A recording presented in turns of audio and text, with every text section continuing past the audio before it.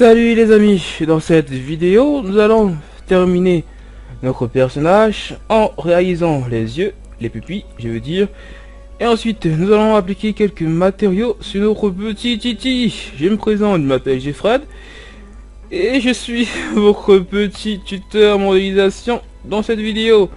Alors commençons, on va appuyer Tab pour aller en Edit Mode. On va faire Alt clic droit ici, on va faire V afin de séparer ces deux parties. Ici on va faire un déplacement sur l'axe des Z, mais on se rend compte que le Proportional Editing est activé. Afin de résoudre ce problème, on va cliquer ici afin de désactiver le mode Proportional Editing, et ensuite on va étirer ici vers le haut. On va appuyer sur la touche Z pour aller en mode wireframe afin que vous voyez mieux ce que je fais. Je vais appuyer sur la touche S afin de scaler cette partie. Je vais extruder E. Je vais encore scaler. Je vais extruder cette fois-ci sur l'axe des Z en appuyant sur la touche E, Z. J'appuie sur la touche Z pour revenir ici en vue de solide. Et j'appuie sur la touche Tab pour revenir en objet mode. Comme je l'ai dit, on va modéliser la pupille des yeux de notre petit Titi. Pour cela, on va faire Shift A dans les mèches. On va sélectionner une UV Sphere, on va scaler notre UV Sphere. On va se placer en vue de profil en appuyant sur la touche croix. On va également scaler notre UV Sphere sur l'axe des Y. Mais que de le faire en objet mode, on va appuyer sur la touche Tab pour aller en Edit Mode. On va sélectionner cet outil ici, l'outil de scale, et on va juste se déplacer sur l'axe des Y. Ensuite, on repart en objet mode, on repasse sur la vue de face, on va scaler notre objet, on va faire G ici, et on va positionner notre UV Sphere au niveau des yeux de notre personnage. Également ici, on va déplacer notre UV Sphere sur l'axe des Y. On va zoomer à l'aide de la roulette de la souris, on va encore scaler notre UV Sphere. On va appuyer Tab pour aller en Edit Mode, on va faire un scale sur l'axe des Z, raison pour laquelle ici on va déplacer ce petit bonhomme ici là sur l'axe des Z. Ensuite je sélectionne l'outil de déplacement, je me déplace ici et je scale encore cette partie. Je pars ici, je sélectionne l'outil de scale et je scale sur l'axe des Z, je veux dire. Ensuite, je regarde comment est placée ma pupille. Là, je me place là. En vue de dessus, je vais faire une rotation R sur l'axe des Z. Et là, je me déplace ici. Je pars en vue de profil. Et je cherche à bien positionner cette UV Sphere. Je pars en Edit Mode et je fais une rotation.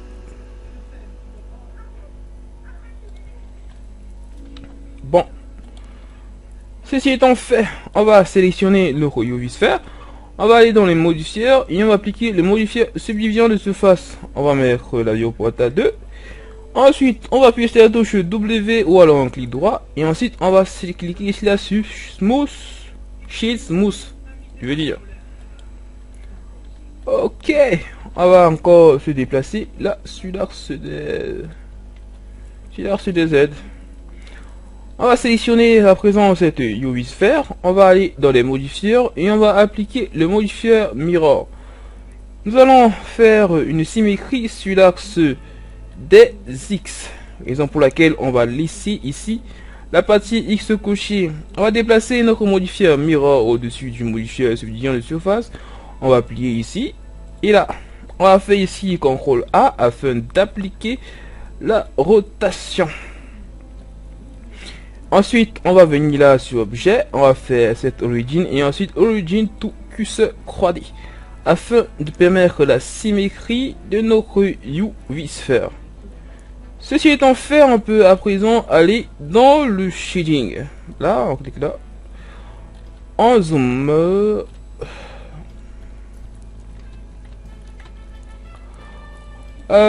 Commençons tout d'abord par cette partie des yeux de notre personnage. On va créer un nouveau matériel. Pour cette partie, tout ce que nous allons faire, c'est diminuer la roughness. Ensuite, on sélectionne les pupilles de notre personnage. On va cliquer sur New afin de créer un nouveau matériel. On va juste mettre une couleur noire et on va diminuer la roughness. On continue, on sélectionne notre personnage en général.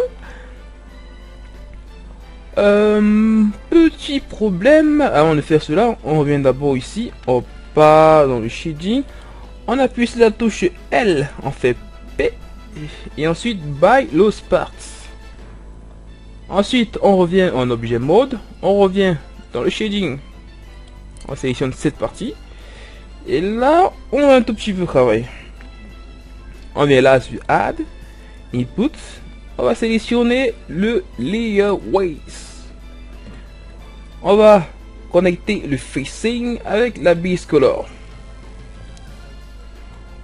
On vient là sur Add, dans les converteurs, on va sélectionner une color ramp. On va connecter la color ramp à cet endroit. La couleur noire de notre color ramp représente la couleur qui sera à l'intérieur et la couleur blanche ici va représenter la couleur qui sera à l'extérieur. Nous allons modifier cette couleur afin de mettre une couleur jaune et une couleur jaune mais un peu plus foncée. Ici on va s'arrêter sur cette couleur jaune et ensuite ici on va mettre une autre couleur jaune mais qui va un tout petit peu tendre vers le rouge. Ensuite on va ramener ceci ici, ramener ça là. On va modifier cette première couleur jaune afin de mettre une couleur jaune un peu plus foncée. Ici on va mettre cette couleur.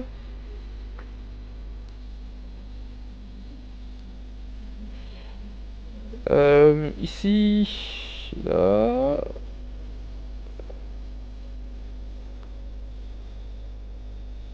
Et ici on va encore un peu foncer. Ok, là c'est assez bien comme résultat. Au niveau de la roughness, on va mettre la valeur maximale. On va cliquer ici afin de copier cette couleur. On va faire CTRL C. Après avoir fait cela, on va venir ici, on va supprimer ce matériel. On va créer un nouveau matériel. Au niveau de la base color, on va coller la couleur qu'on a copiée récemment, CTRL V. Ensuite, on va venir là sur Add, Texture. On va sélectionner une Noise Texture. On va toujours venir dans Add, dans les vecteurs. On va sélectionner un vecteur Bump. On va connecter la color ici avec la hauteur et la normale avec la normale. Niveau strange, on va diminuer cette valeur. Au niveau du scale ici, on va remonter la valeur afin de mettre une valeur plutôt grande. On va mettre la valeur 30.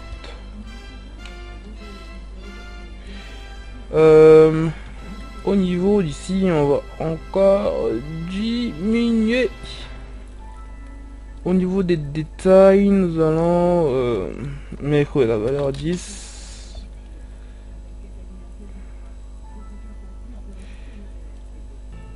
Et là, c'est tout bon. On va maintenant aller un peu sur la roughness. On va un peu diminuer la roughness. On va un peu modifier cette couleur afin de mettre une couleur plus foncée.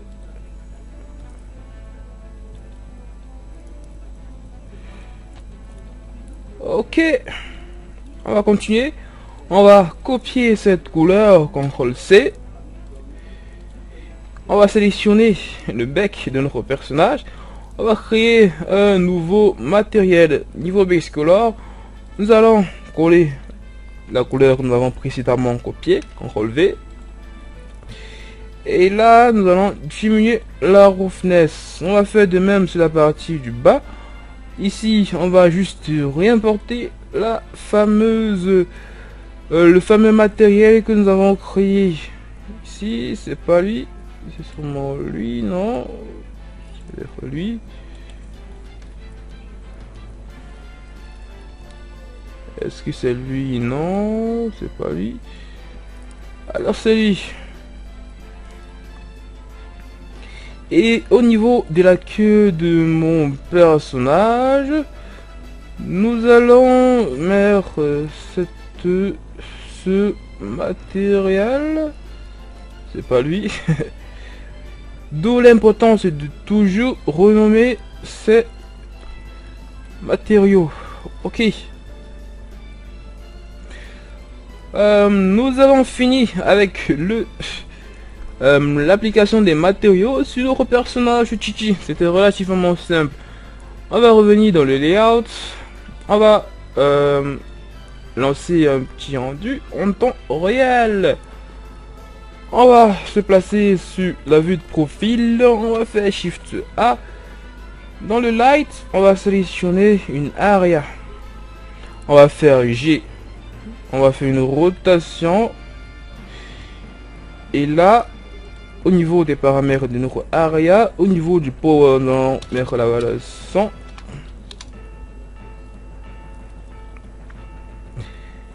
Et ici, nous allons modifier la couleur.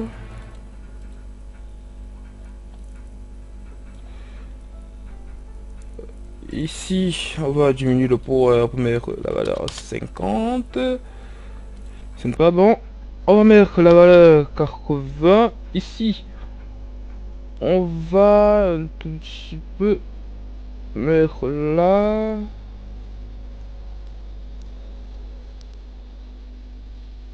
Ok, à présent on va passer au positionnement de la caméra. Pour faire cela, on va appuyer sur la touche O. Non, sur la touche 0 je veux dire. On va appuyer sur la touche N, on va partir sur Lock Camera to View. On va appuyer de nouveau sur la touche N. On va zoomer.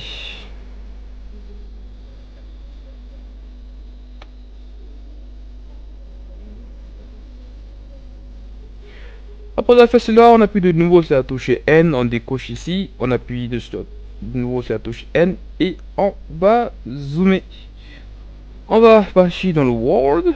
Ici, on va mettre une couleur un peu différente.